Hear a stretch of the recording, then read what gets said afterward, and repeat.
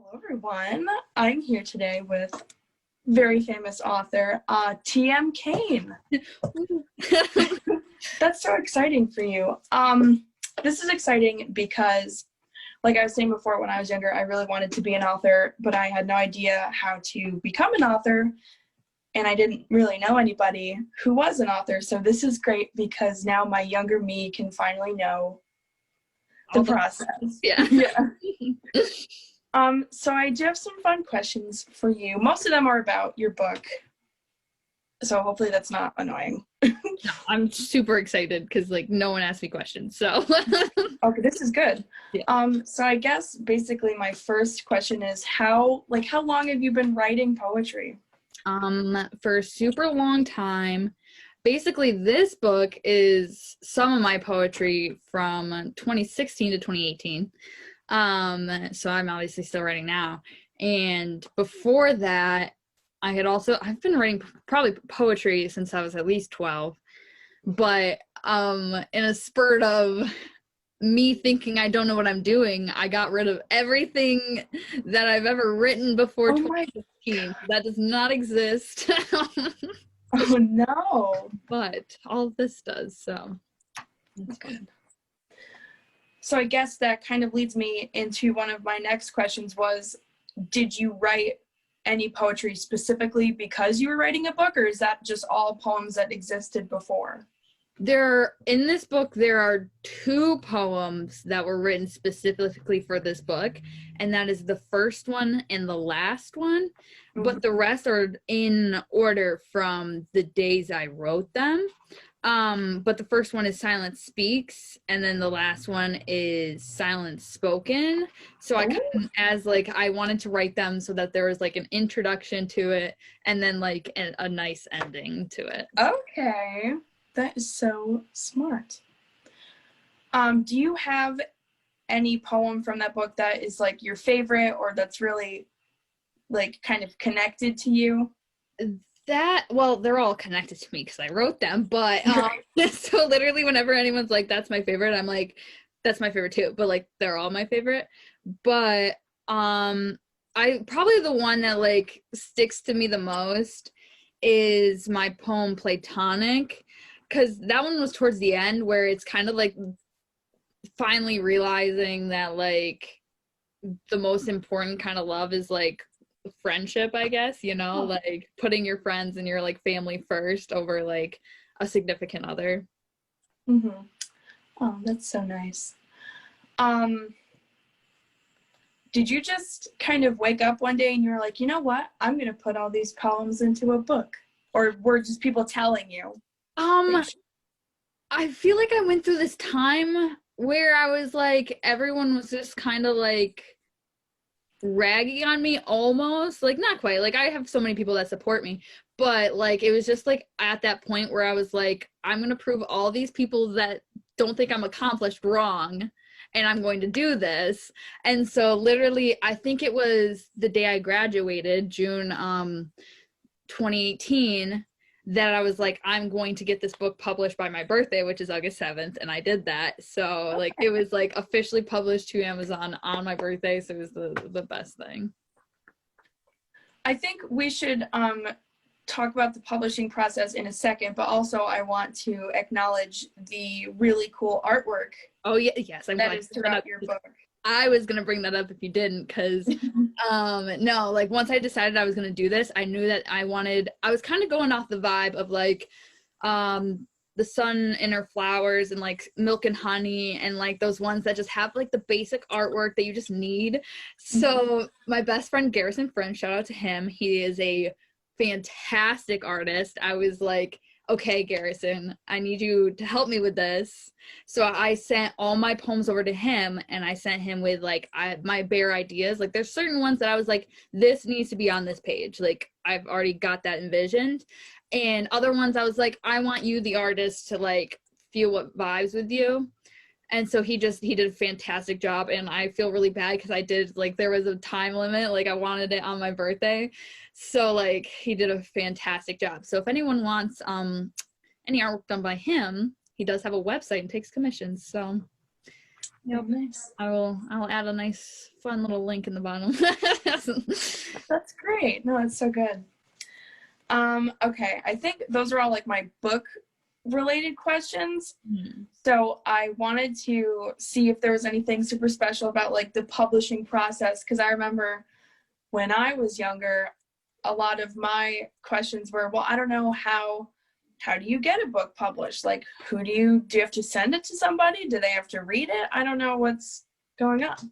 It depends on exactly which way you want to go about it. If you want to self-publish, which is harder to get your name out in self-publishing. So on Amazon, there's like a fabulous like Amazon thing. So they'll like take some of the commission and then they'll put your book out there for you, which is exactly the route I took. But I'm currently working on a novel this year, so I'm hoping to actually send it out to a real publisher. But yeah, like it depends on the route you're taking. Right. And I know another thing I always wondered was, this might be kind of a simple question, but like how they printed the book out to look like a book. You know, because when I would do it, I would just print something on a piece of paper, like from Microsoft Word, and then I would fold it, but it wasn't really the same. No, I know. I don't know exactly, because basically what I had to do is I made the book. I did that in like a Google Doc, just like had all the pictures and everything. I edited everything, made sure it was all together. And then I also made like using Photoshop, I made the cover. Me and my best friend Molly Osborne, we made the cover together. And then I just uploaded it to the Amazon. So they're like, okay, what does your cover look like? And then they ask you to submit the book all together. And then they're like, okay, what's the back cover going to look like? And so I just sent them all in, and then they just print it all out. So okay. When you are going to publish a book, does the author decide the price or does the website? I don't know, again, because I self-publish, so I actually did get to choose the price and everything. Mm-hmm. I went for cheaper because I'm a new author, so like I wanted to make sure that it was affordable and I could get my name out there as best as possible. I don't know how it works because, again, I haven't been through like sending it to a publisher yet, so they would probably decide that, I'm guessing. Okay. But yeah, for self-publishing, you choose how much it's going to be. All right.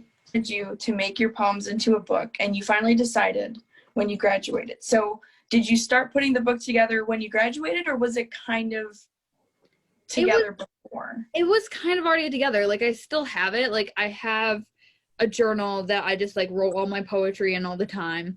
So what I did is I went through and just like picked out the ones that I thought were like worthy of publishing. And so I took them out, and again, I wanted it to be like a story of like what I've been through, like through that time. Mm-hmm. So I wanted it to be like that date, like that. So like it's in sequential order from the day I wrote it. So yeah, it was kind of already almost together. I just had to pull the ones I wanted out. All right. Is there any kind of overall message that you want your readers to take from your book?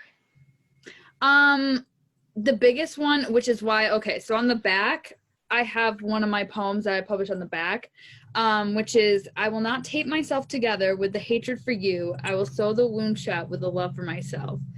So it's basically like you can't control other people, and people are going to do whatever they do. And, you know, you're going to get your heart broken like a bunch of times. And it's all about like not focusing on that hatred for that person, but lifting yourself up instead. You know, and then also focusing on all the people you have around you still, because like I know it's like super easy to focus on like the person who broke your heart and the people that have hurt you, but to like focus on all the people that you still have, and the like I feel like everyone always focuses on like those like 3 people that like really hurt them, when you have like a million of other people surrounding you and like lifting you up and like caring for you. So it's like focusing on all the good that is right. You. Yeah, you don't need that negativity. Exactly. So I guess my next question is, did you read poetry books before, or did you just write poems and you were like, yeah, I have my own book? No, I definitely read. And it was kind of like together. Like I was starting poetry. So as I was writing, I was reading like a bunch, like my favorite, like Milk and Honey and like Sunshine and or Flowers or whatever it is. But yeah, no, I definitely have been reading poetry along while writing it. So That's nice. Okay, so now I guess for like the fun, all about me questions, what are you reading right now? oh, right now. Okay. I have books happening all over the place right now. So one thing I'm reading right now is the Guernsey Potato Peel Society, something like that. It's a movie too. 10 out of 10 recommend. And the book is like just letters like put together. Like it's not like a true story or anything, but it's all like put together, which is really awesome. And the one I want to start right now is How I Live Now, which is back here on my desk, checked out from your local library. But so it's How I Live Now, and I really got into this, like I want to read it because I watched the movie. There's also a movie about it. 10 out of 10 recommend that too. They're both movies, both books, and they're all fantastic. But yeah, that's what I'm currently working on. Right. Do you have a favorite kind of book to read, or do you just look around and see what looks good and try it out? I definitely just kind of look around and like see, and honestly I do have the default of being like, oh, what are other people recommending me right now, like what's popular right now. But then I also like to just look around and see what like intrigues my eye. But if I had to pick a favorite, it would definitely be poetry, and like sci-fi is definitely my favorite. Okay.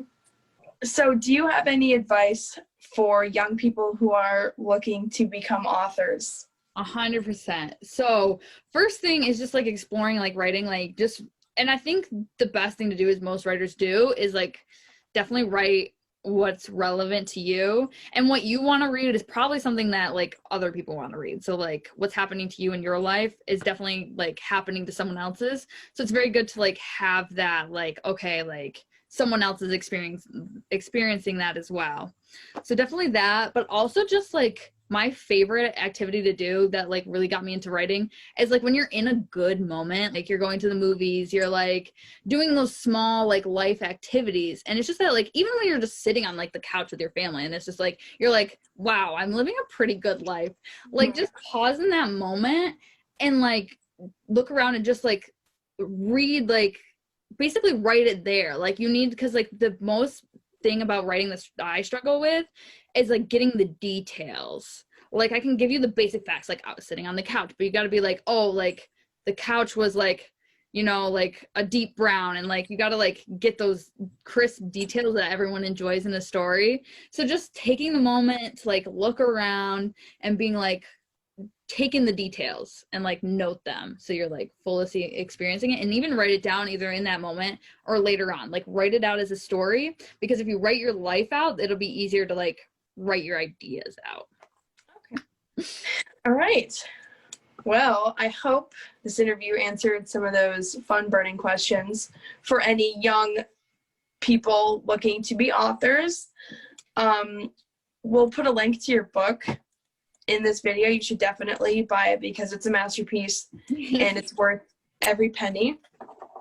So thanks for doing this interview.